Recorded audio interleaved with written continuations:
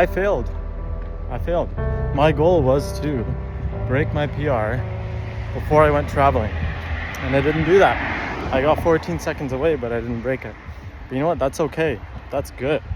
You don't want to only rely on the fact of you beating your goal. You don't want that to be your only source of happiness throughout this whole process. You want to be able to enjoy the process and be happy with the progress that you made. I know that I made progress and I'm happy with that. There's a goal and then there's your system. The system is the way you get to your goal, right? My system is running X kilometers per week, this many runs, eat this, work out that, etc. And as long as I'm adhering to that system, and I know I'm going to improve. I might not hit my goal as quick as I want to, but you don't want to only rely on that. You want to be happy with the small changes, with the small progress that you're making, because even if I'm getting 1% faster every 2 weeks, that's still good. That's better than getting 1% slower. It's better than going the other direction. You're making improvements. You're not going to hit your goal super fast, but you're going to hit it one day if you keep adhering to your system. And you know what? I know that I fell off a little bit during traveling. I mean, that's to be expected. But aside that, I've been adhering to the system pretty rigidly, and I plan on continuing doing that.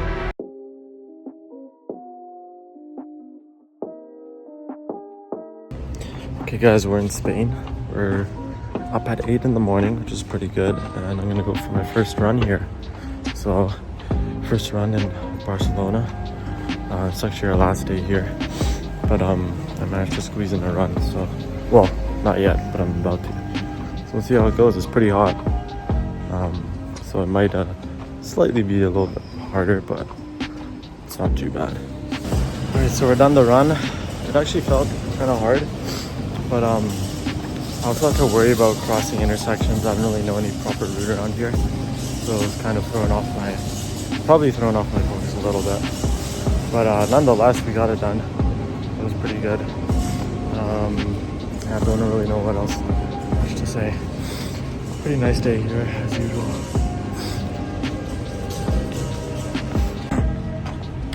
All right, just finished a run in Athens. It's my first run since Barcelona, so it's been like, I don't know, probably over a week. I didn't think I would run that much on vacation. Like, come on, you're on vacation. Today was a pretty good run. I was running up and down the Acropolis hill, and it didn't actually feel too bad despite it being a pretty steep hill. But I'm gonna shower up now.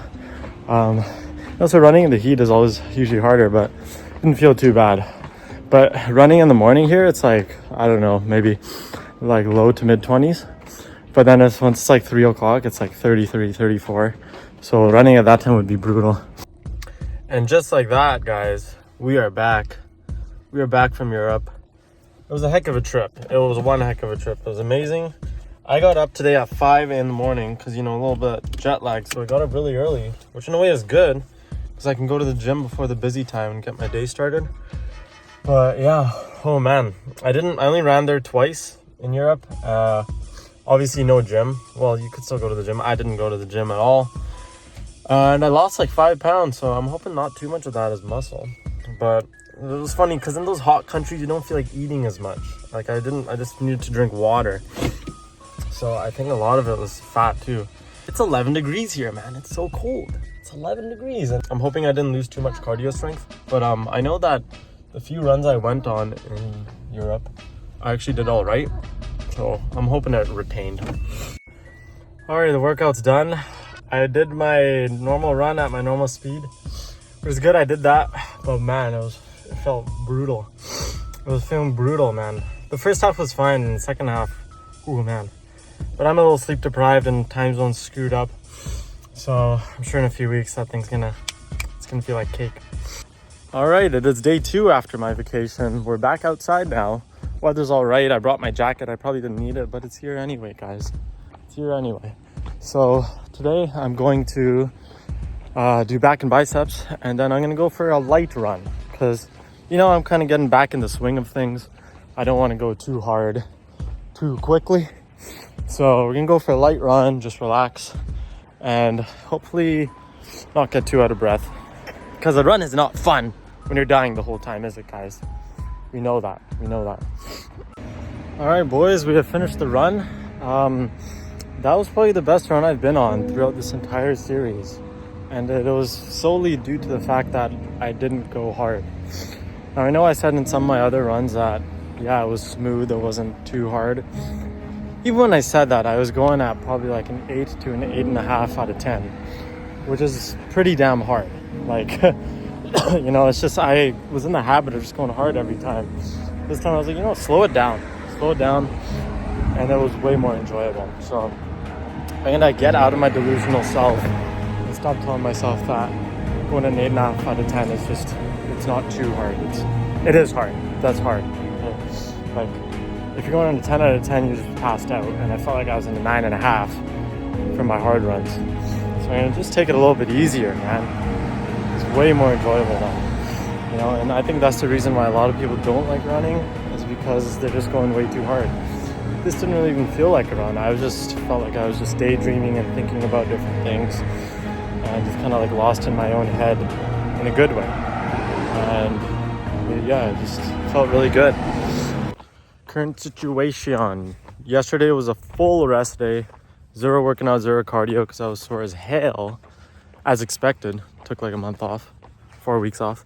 Today, gonna do chest and a run, but more of a lighter run because my legs are still quite sore.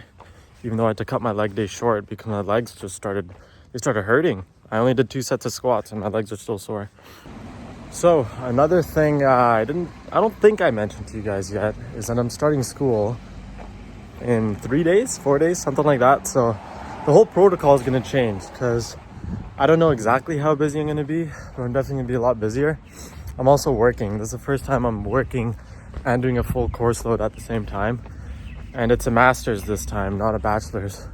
So I want to still try and run. I'm sure I will at least a few times a week. But it's probably going to switch to more treadmill running because it's just a lot quicker and easier. Go do my weights, hop on the treadmill right after. And the weather now, it's going to go to crap, you know. I live in Canada. The sun don't really stay out too long around here. So we're going to do treadmill running. And yeah, you know, this guy's blasting his music. Look at this. Yeah. All right, so I underestimated how sore my legs are. I started running on the treadmill and it did not feel good. So I didn't run today. I'm gonna rest more and we'll see if we can run tomorrow. But honestly, I'm not gonna force it if they still feel sore. I'm not trying to destroy my muscles. Gotta let them recover. Let them recover, man. So I'm not really gonna have a time frame on when I'm gonna beat this goal. I'm gonna just continue to adhere to my system. I wanna run, you know, some weeks might get busy. I wanna at least try to run twice. You know, 5 kilometers twice is my minimum. Ideally, maybe go for 4. That's my ideal number. But you know what? Some weeks are going to get busy and you might not be able to follow your system 100% all the time. But as long as you can do something that prevents you from going the opposite direction, then you're winning in my books.